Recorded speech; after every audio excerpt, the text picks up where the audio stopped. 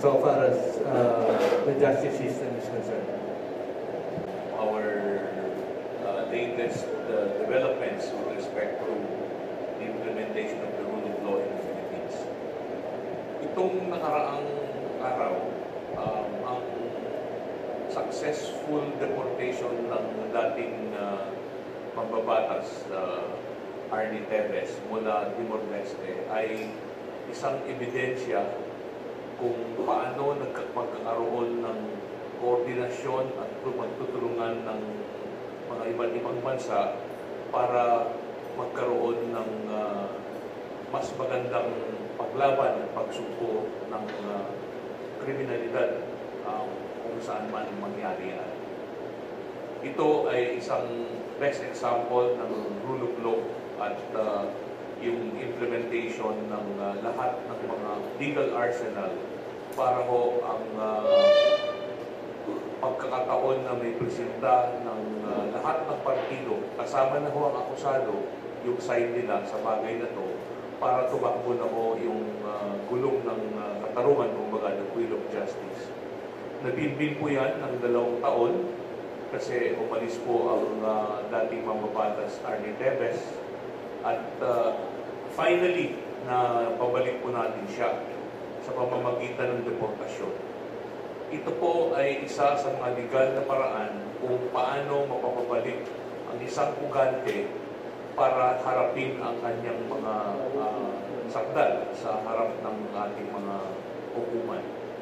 Yung nangyari na merong original case ng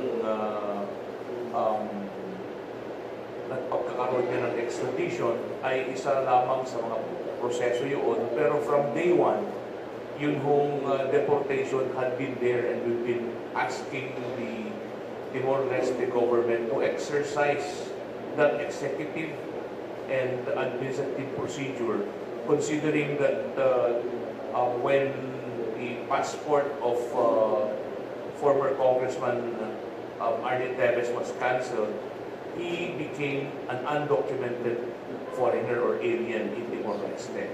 And on that basis, any person who is undocumented in a country could be deported by such country. Kaso, ang ginawa ng Timor-Leste, despite our original request for deportation, pumunta sila sa proseso ng extradition. Yung extradition naman ito ay isang paraan din kung paano mapabalik yan, pero ito ay judicial in character. Kaya nagkaroon na ng mga kaso. Ito ang maganda doon. 2 beses tayong nanalo, pero nung nag-file sila ng motion ng sunod-sunod, eventually nabaliktad. At yung kasong niyan, ang Prosecutor General naman ng Timor-Leste bilang representative ng Pilipinas. Kasi yung proseso ng extradition, walang partisipasyon yung requesting country, technically speaking, kundi yan ay internal na bagay naman. Ang magre-represent dyan ay yung Prosecutor General ng bansa na hiningan ng tulong sa extradition.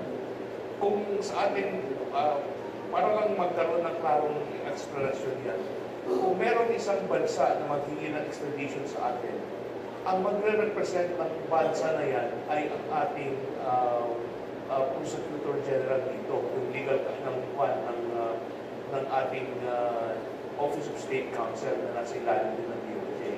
At yan ho ang magiging role niya para hingin sa korte yung pagkakaroon ng extradition. Yung kabila naman, may pagkakataon under the due process nila, nasagutin na, ganun ang nangyari niya.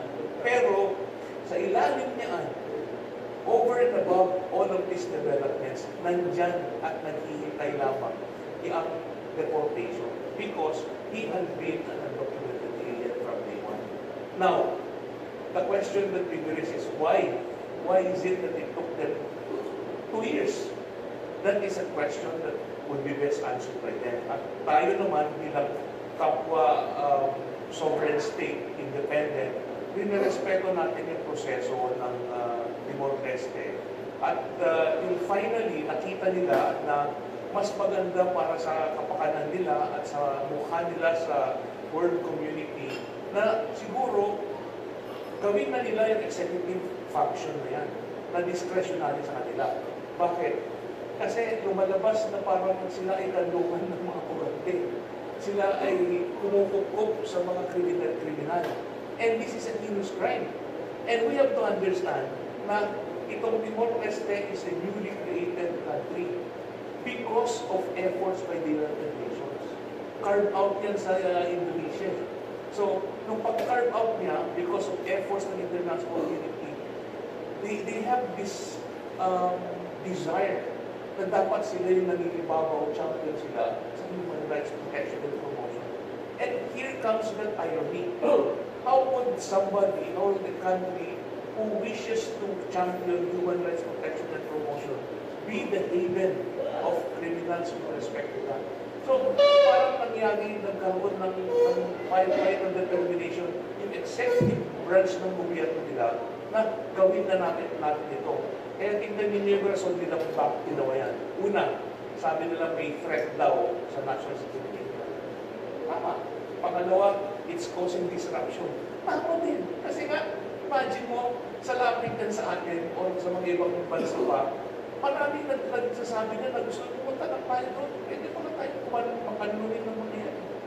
At hindi tayo makatakbo tayo sa beyond the pale of the law, beyond the reach of the law, part of the law, ng sino mang bansa na gusto magkaroon ng paglilitis laban sa mga kriminal na ito. At sila din ay miyembro ng United Nations. So, obligado kasi na sumunod sa lahat ng patakaran at convention ng United Nations kung ikaw ay responsible and true member of the World Nations. Makatulong din siguro yung statement ni Justice Secretary na ni-remind niya yung Timor-Leste na meron silang pending application to join the ASEAN. Yes, that may be a factor. Kasi yung timing din, kung tutusin mo. Kasi matagal nang pinag-uusapan yan, pero di ba itong huli, yung ASEAN Summit na pinuntahan ng ating Presidente, BBBM, at nagkaroon siya ng pagkakataon ulit na makausap itong Timor-Leste. Well, in fairness, meron ng effort sila na gusto nilang gawin yung ibang bagay outside the judicial process. Pero hindi kami sumasakay doon kasi nga may mga sinasabi sila na mga kondisyon na sa tingin namin ay sobra namang overreach na parang pakialaman na nila ngayon ng internal processes natin. Tingnan yung example nito. Nagawa natin yung paglipat ni Mary Jane Veloso kahit walang extradition treaty with Indonesia. Bakit? Because of the good relationship between two independent states, international community. Ngayon, yung paglipat ng sentence person na to serve their sentence here in Mary Jane Veloso, walang kondisyon na napakabigat. Pagkus ang sabi lamang doon ay paglipat sa inyo, bigyan niyo siya ng karapatan niya bilang isang person deprived of liberty ayon sa batas ng Pilipinas. Merong mga sinasabi kasi ng doon sa original na usapan, kaya hindi natuloy muna yan. Ito kaya na ngayon lang lumabas yung Timor-Leste deportation na yan. Parang nagkaroon ng gusto nilang merong pang-observer. Dito parang hindi yata tama. So may bantay pa? Oo, parang ano to, UN na, hindi tayo pumapayag doon. Kasi nga, itong huli, tayo ay, nung nakaraang administrasyon, meron tayong tinatawag na UN Joint Program. Ito ay parang, ang United Nations ay ginagabayan tayo para sa human rights promotion and protection. UN Joint Program. We are the first country in the world to have graduated from such UN guidelines. Kasi nakita nila yung readiness natin at ang pag-embrace natin ng lahat ng mga suggestions nila, comments nila, at nakita nila yung sinseridad ng administrasyong ito na sumunod sa lahat ng patakaran ng bansa tungkol sa human rights promotion and protection. So, yun ho yung konteksto ng mga bagay. Si NBI Director ay nagsabi na may pinirmahan na parang pangako ng gobyerno ng Pilipinas ng may turnover Kung tama ang memory ko, parang hinilingan Timor na mangako ang gobyerno ng Pilipinas na hindi ito torture, hindi bibigyan ng parusang kamatayan, at hindi pahihirapan. Ano ang reaction nila? Kasi una, wala nang death penalty sa Pilipinas. Tapos yung torture, siguro may torture nagaganap sa Pilipinas, pero hindi legal ang torture sa Pilipinas. Hindi ba parang, ano ba ito? Nagbabagong puri lang sila sa domestic audience o ini-insulto tayo? Hindi naman siguro, hindi naman.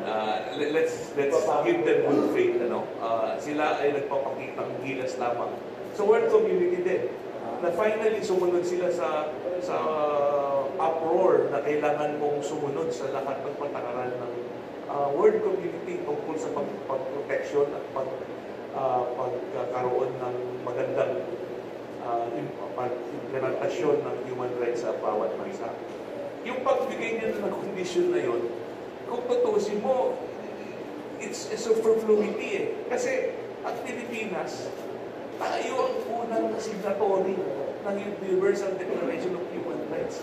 They don't have any business at all saying na gawin mo ito, gawin mo yan. Kasi tayo, we are much mature as a democracy and as a champion in human rights promotion and protection.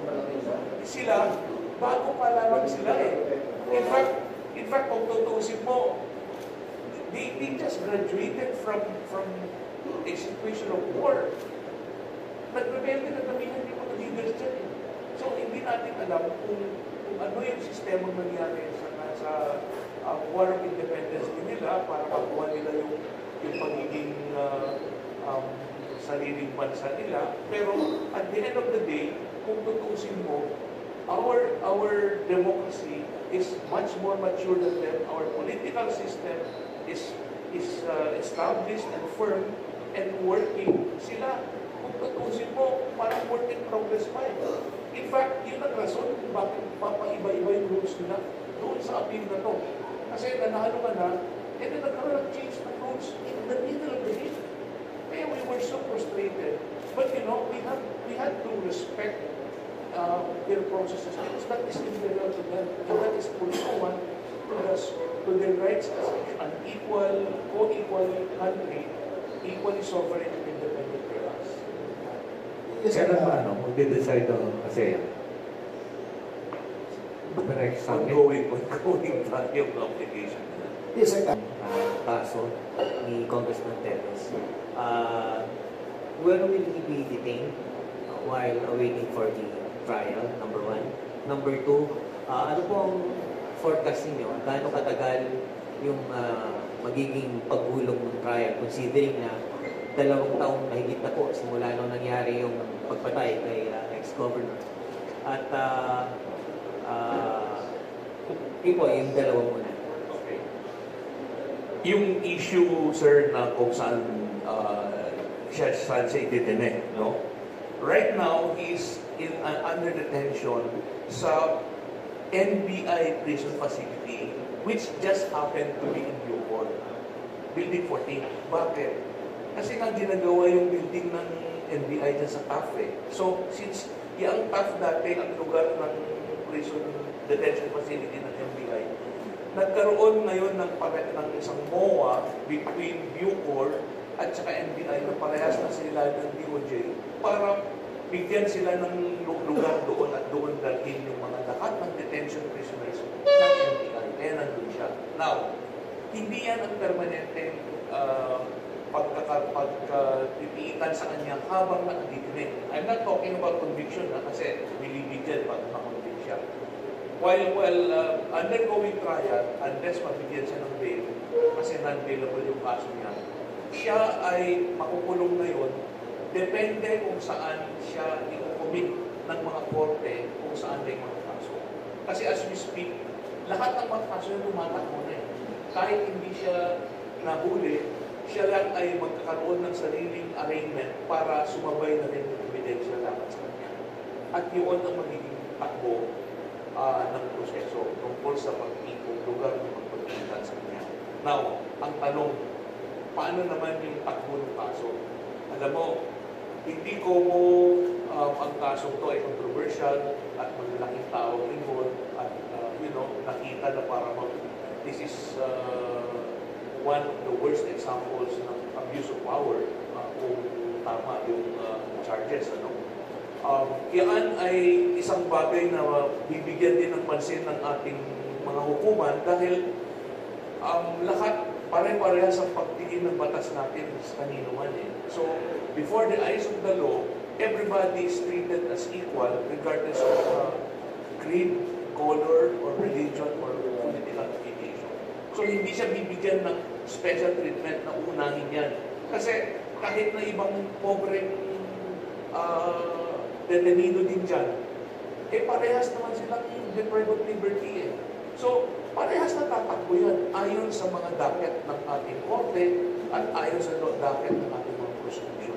But definitely, he would be given all the rights of an accused, due process, and ang Pilipinas kasi ang pinakamaraming protection sa mga tao akusado sa Bill of Rights natin sa Constitution. So, he will be accorded that. And we have been exhorting him and all other fugitive from justice to come here and face the charges before our courts because our judicial system is at work and functioning.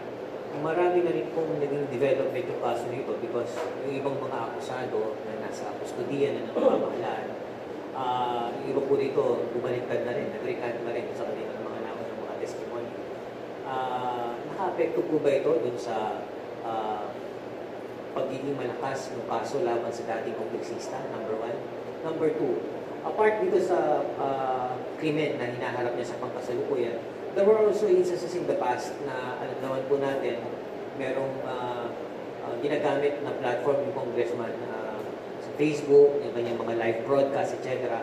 And there were instances na parang yung kanyang mga pananalita doon bordering na rin sa cyber libel, lalong-lalo na yung malicious imputation sa pagkatake niya sa Pangulo at sa mga opisyal ng pamahalaan. Is this something that you are looking into? Posible bang mabuo ito sa mga kaso pa natin sa Congressman? Alam mo, hindi naman witch hunt ito eh. Pero we will go after anybody that the evidence would lead us. So if there will be sufficient evidence to support new prosecution of cases, that will be done as well. In fact, meron ng ibang lumabas na mga kaso din na hindi lang itong pagpatay kay Governor De Campo, may mga iba pa. Kaya hindi lang iisa ang warrant of arrest sa pending sa kanya. At iba-iba yung mga kaso na nakabimbing ngayon na merong pending warrant of arrest niya. Ngayon, doon naman siya sinabi mo kung meron bang epekto kasi yung mga iba bumaliktad or what. We are confident with the case.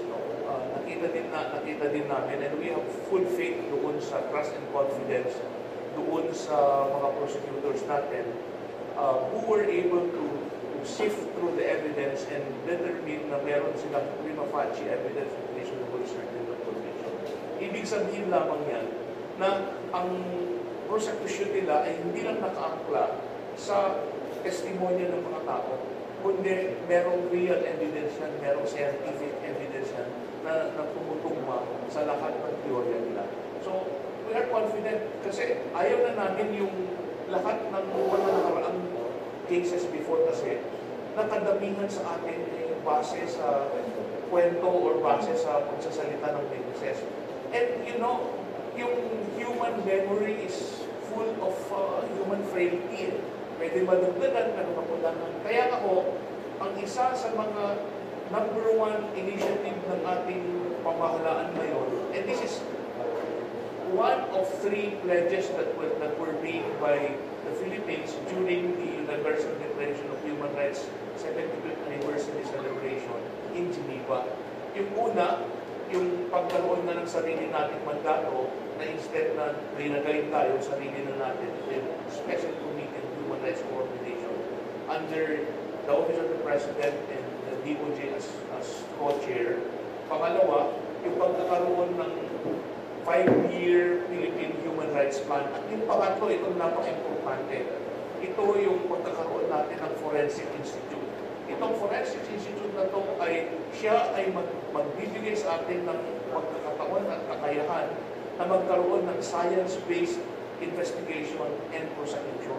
And more importantly, papasok ngayon dito yung mandato ng ASEC Irene, which is yung sa mga pagkaroon ng mga sakuna, pag-identify ng mga victims. And we have been very lucky in that sense dahil natutulungan tayo nung number one leader ng forensic investigation, yung EJK. Kaya pumunta dito na in-invite namin na nagkaroon ng gulo nga, kala nila kung ano na.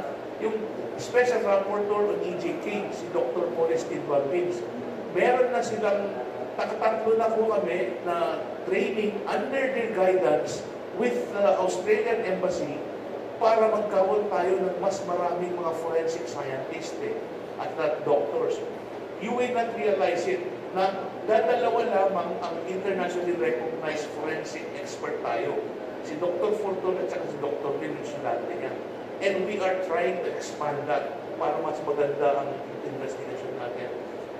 In fact, itong next week, papunta ang ating Secretary of Justice, kasama yung Undersecretary Jesse Andres, sa Argentina for a face-to-face discussion on the Minnesota Protocol. At ang Minnesota Protocol na ito yung proseso tungkol sa forensic science, investigation, and prosecution. So, we are very hopeful na later on, hindi lang yung kapasidad, kundi with the help of Australia and other equally generous donors and organizations, countries, magkakaroon tayo ngayon ng isang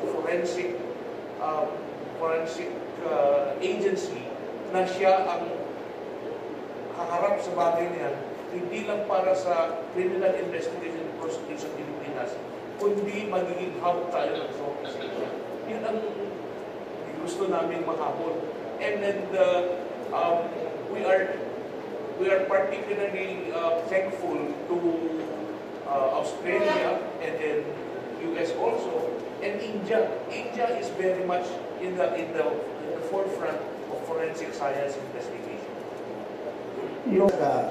Pag dinilig na sa korte ang kaso ni dating Congressman Teves, i-request nyo ba na kung pwede gawin na lang ang hearing sa loob ng bilangguan at hindi na siya transport araw-araw for security reason?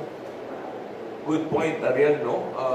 Ang number one na consideration lang din natin ay yung safety ng tao. Siya at saka yung mga ibang akusado at witnesses. Merong proseso kasi nila ng Supreme Court na online yung hearing. So, that's possible to prevent pati sa preliminary investigation and inquest. Hindi na kailangan dati na kailangan mong dalhin dito sa Manila yung mga controversial cases sa probinsya dahil meron na kami yung tinatawag na Internet Preliminary Investigation or e-inquest.